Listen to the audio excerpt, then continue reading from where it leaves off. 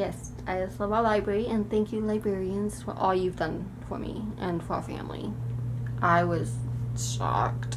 Was not expecting that. None of us were.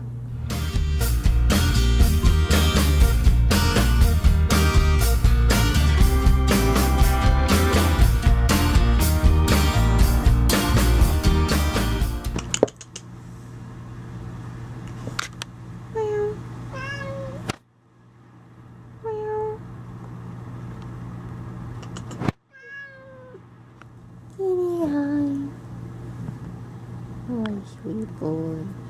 Yeah. I love you, Deku. Yeah. Well. Well. Poop. Well. If you want cuddles, you have to come to me. Yeah.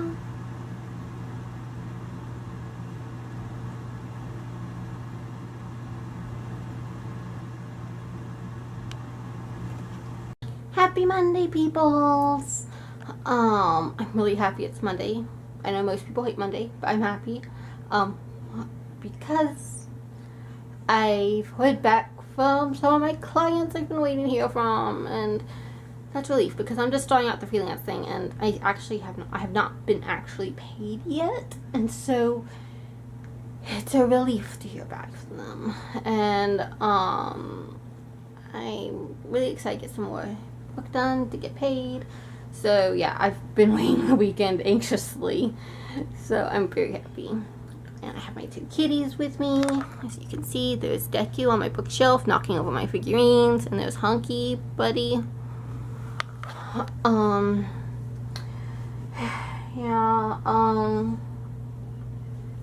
Missing Puka. I keep having dreams about him, and I keep having dreams that he's still alive, and I dreamed about him again last night, and so that's hard. But I'm dealing. Trying to put it out of my mind. I'm shaking my head. I'm having good bit of pain today. My neck's really hurting because in my sleep, my cervical joint subluxed, which means they dislocate and then they automatically relocate. It's really painful. And, two of them subluxed in my sleep, and it really hurts. Thankfully the pain's improved now that I've taken gabapentin, Cymbalta, and Tylenol, but it still hurts, and the pain radiates to my spine and my other joints, because with those joints being messed up, when your spine's messed up, it messes up your whole body, and so it messes, my shoulders are also really hurting. It's a pain, but whatever. But today I had something I want to talk about, which is the Forbes Amazon article. In case you have not heard, I mean, it's been everywhere, so, but so you probably heard. But if you didn't, Forbes posted an article that suggested instead of libraries, communities should get rid of libraries because people pay taxes on libraries, and instead should get Amazon bookstores in all communities. Which, one, is an incredibly elitist attitude. Sorry, I keep hearing a doorbell, and Karen carries around a doorbell so that way if she's having an attack, she can ring it and get help. It's like, it's an accident, right? Yeah. She's bumping it as she's doing dishes. Yeah, I heard her say sorry, and I heard her keep moving and doing dishes, so I figured she was okay. So yeah, after I would hear the doorbell, I would listen to see if she was still doing dishes or if I heard her say something. So, because the first couple times that she did it, I heard her say sorry, I didn't mean it. So yeah, she was accidentally bumping it, but she's okay. So if she's actually in trouble, she'll ring it and obviously not be doing dishes anymore, so we can help her then. But anyway, and to do dishes, she has to wear gloves. She cannot touch dishes or the dishwater or soap or any of that stuff. So, anyways, libraries, yes. This communist was so misinformed. Libraries do so much more than just rent books. They have classes. They have internet. Not everyone has a computer and internet, people. They teach you they have language classes. They have business classes. They have social gatherings. They have so much, and we do not need to replace those with a company that is out for its own gain, and for that matter, a company whose CEO is so selfish that while he's collecting billions of dollars, he is having his employees mistreated and working in dangerous environments, barely getting paid enough to live on.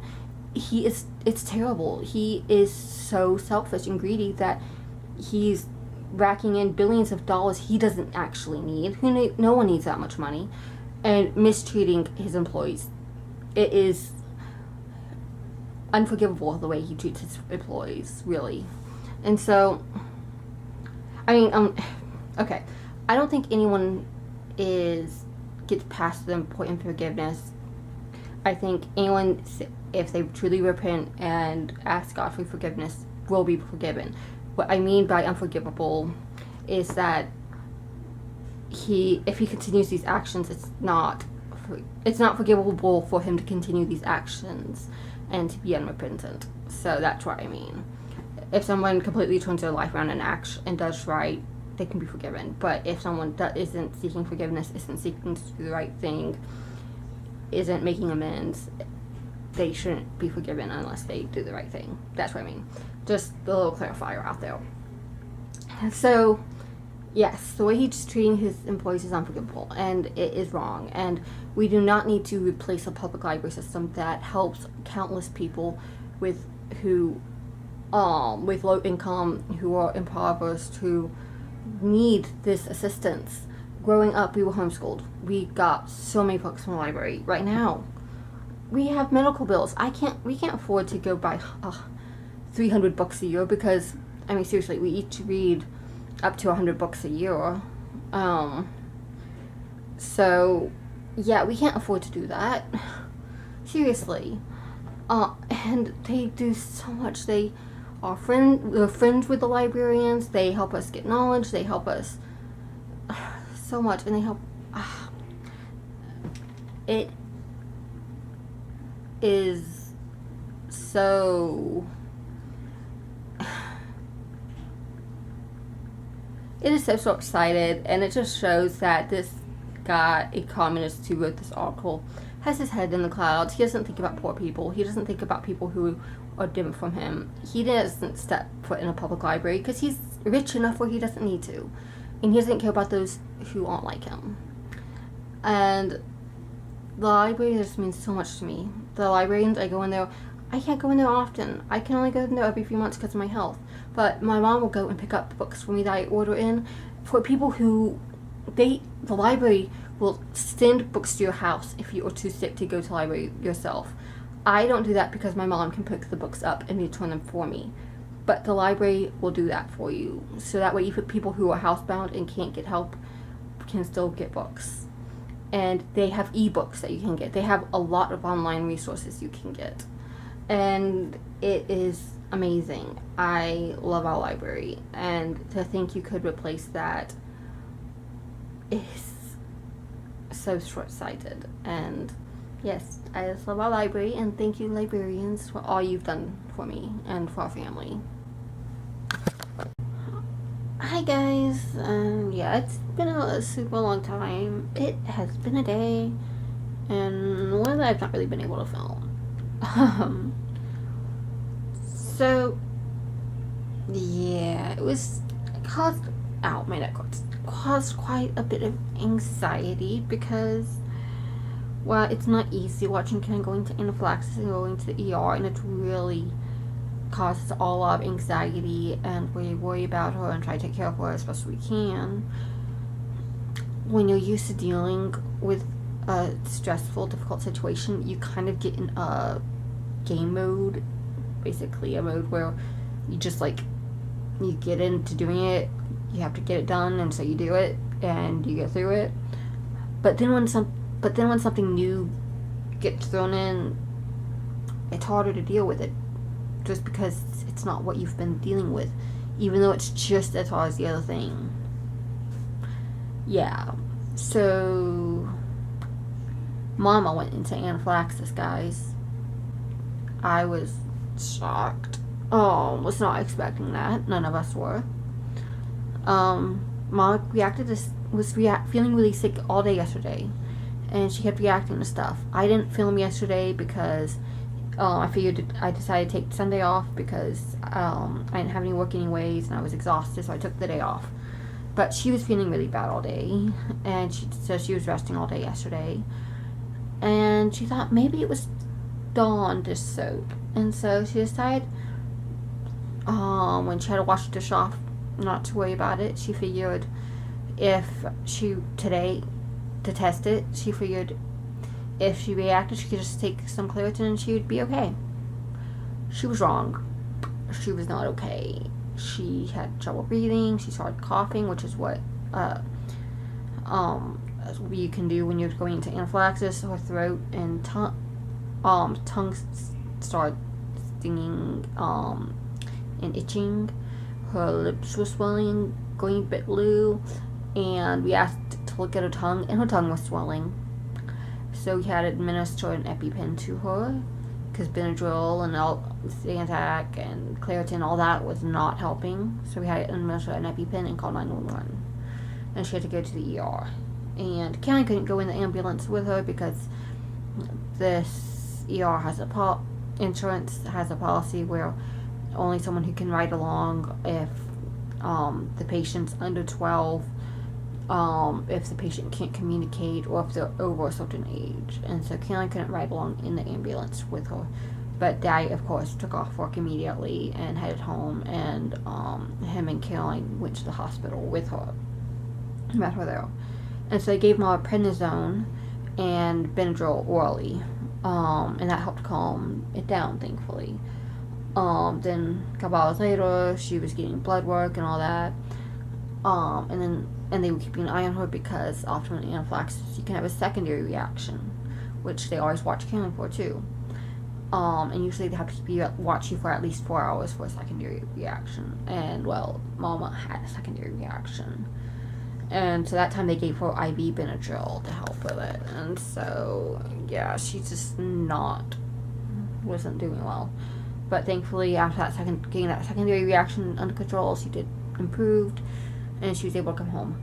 Albeit very drugged on Benadryl. Usually even one dose knocks her out, but improved. And she also got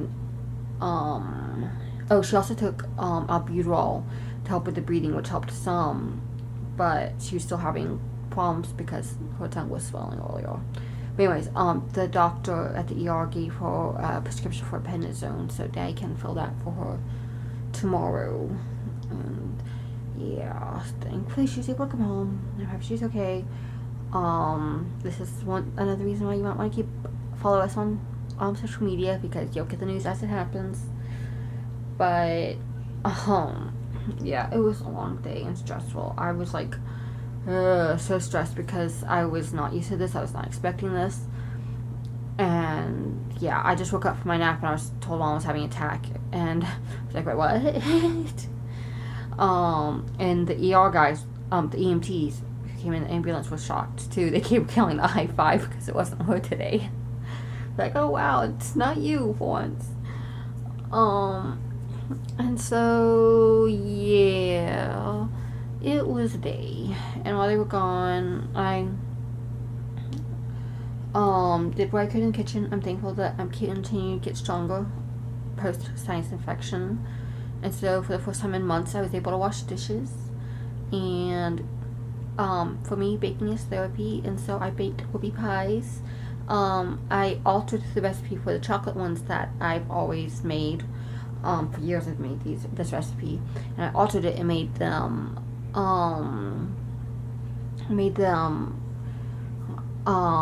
red velvet instead. I only made a half batch because I only had enough marshmallow fluff to make a half batch. But if you're going to alter the recipe for a full batch, what you would do would be add a tablespoon of white vinegar, rip, cut the cocoa powder down to only 2 tablespoons and replace the cocoa powder that you're not using with the all-purpose flour. And then you'll also want to add red dye till it looks the right color. That will vary depending on the dye you're using. But I use gel food coloring because that's better. If you were using liquid food dye, it would take a whole lot of it. But yeah, those were super yummy. Oh, also I prefer to thicken up the filling a bit, so add extra